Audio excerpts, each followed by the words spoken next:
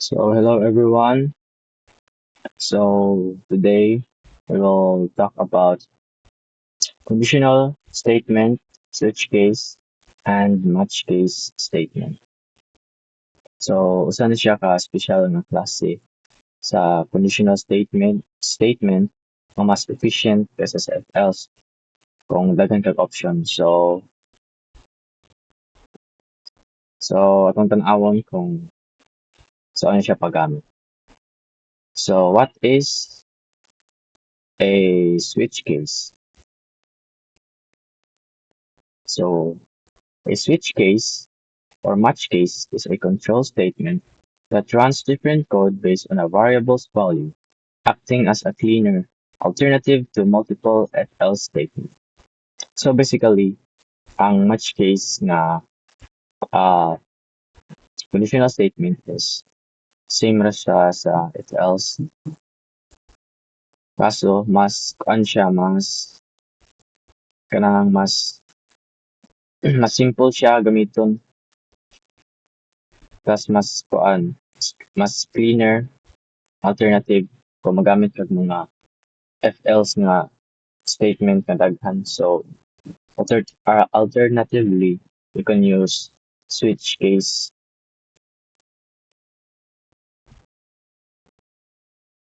So imagine this. You have a restaurant menu. Number one, burger. Number two, pizza. Last, spaghetti.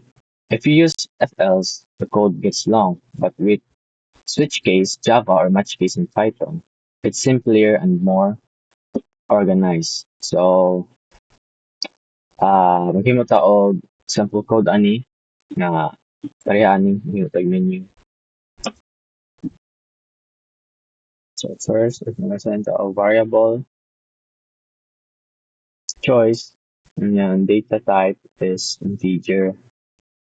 So input,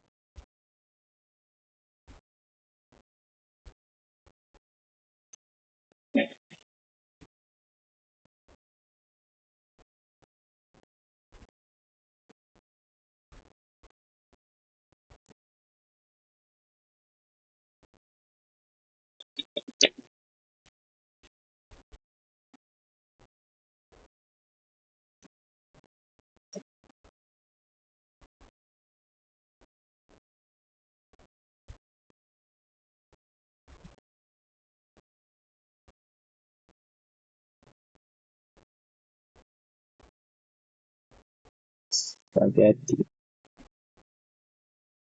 So mo na itong phrases. And then data type integer.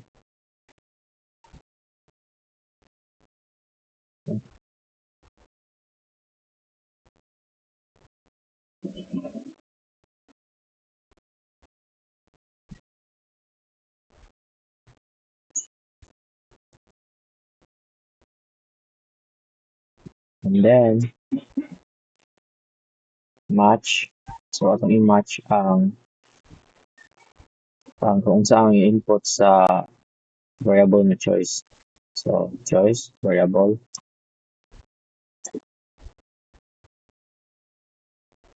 and then ang case kaya i-check kung 1 by the input, then print you ordered burger.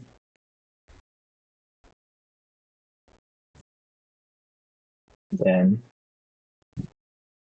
case 2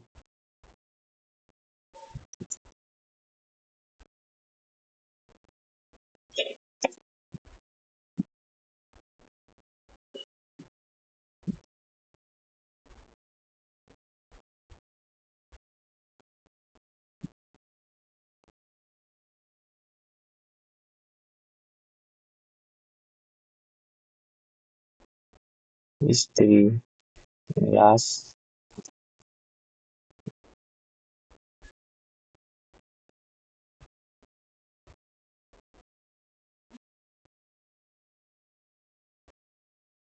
spaghetti.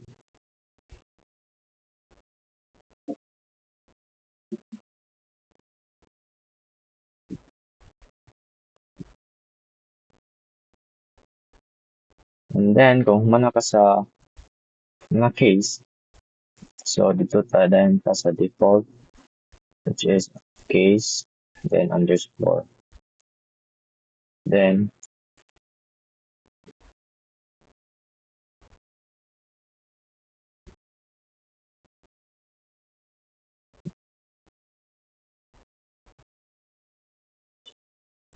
mm, so sa pag-run,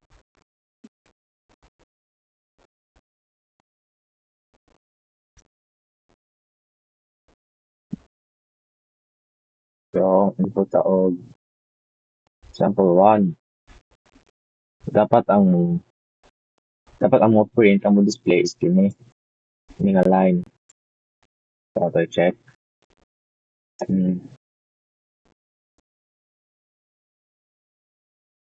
Two, pizza. 3, spaghetti.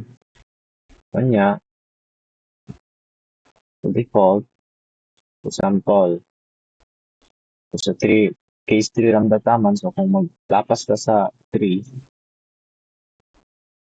so, i-catch na yan sa default na case niya. I-print na yun ni line.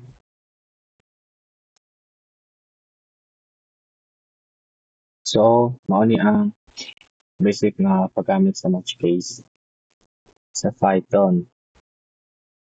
Then, sa Java, is nata equivalent na code na parihara sa katong dito sa Python.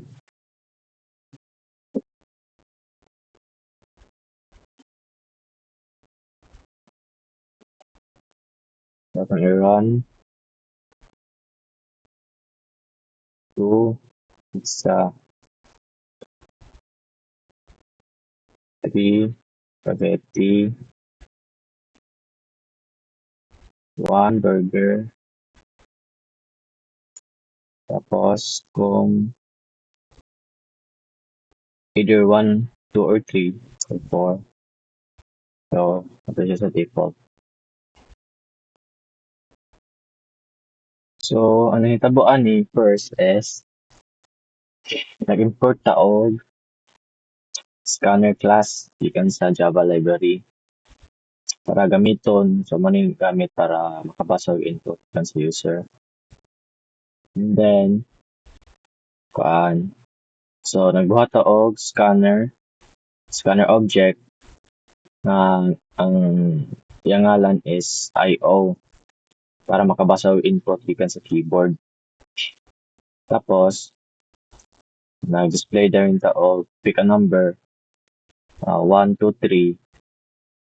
Then, ito din siya gi-convert into integer nga input gikan sa user nga store ni sa variable nga choice. Then diri is pinaka na tong button is switch statement. So aron ma-check kung unsay ipili sa user. The next is case 1. Kung ang gi-input sa user is 1. So ang mo display is kini ang system out .print you order the burger ano sa case 1 and then break para dili magpadayon. Tapos same ra sa case 2 kung mo print case 3 and then sa default kung ang imong input is dili 1, 2, or 3 so print ni siya nga message. So ang break, so importante ni break no kay para dili mo padayon sa next na case. Para mo break ang iyang pag-match. So ang default, so mura ni siya kung wala match sa gi-input sa user. So example, kuhaon nato ning mga break. Ano nato sa may tabo.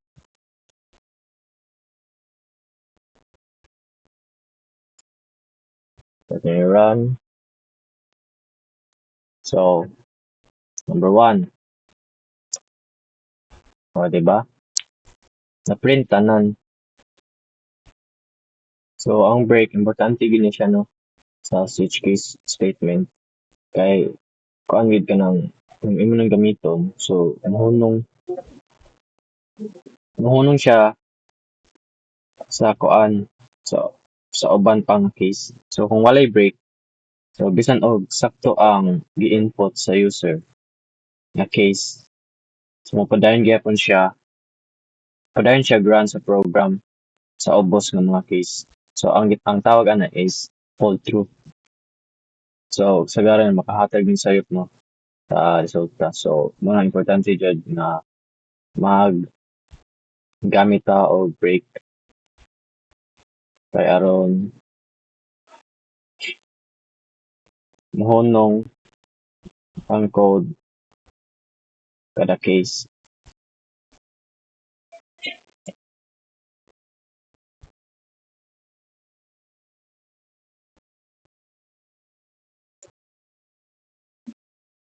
So, another example is string. So, gamit tag string atong i-match. So,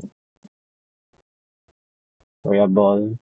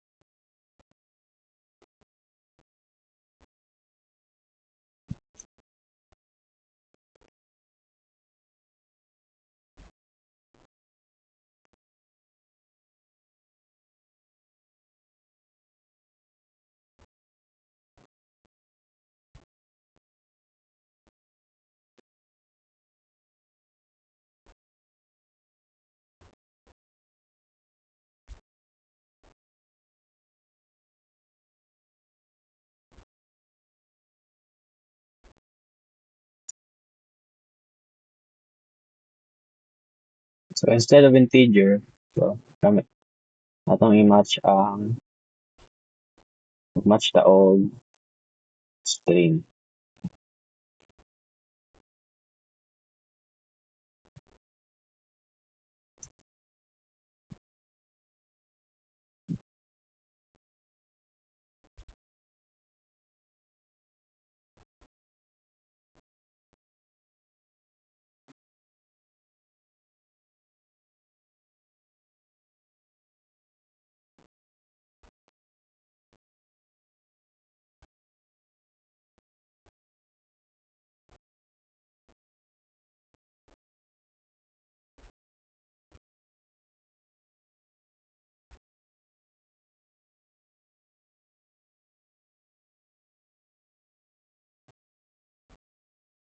So, kani.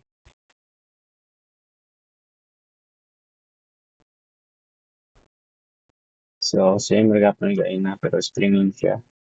So, mao ni ang basics sa switch case, Java, and Python. Thank you. Thank you for watching and God bless.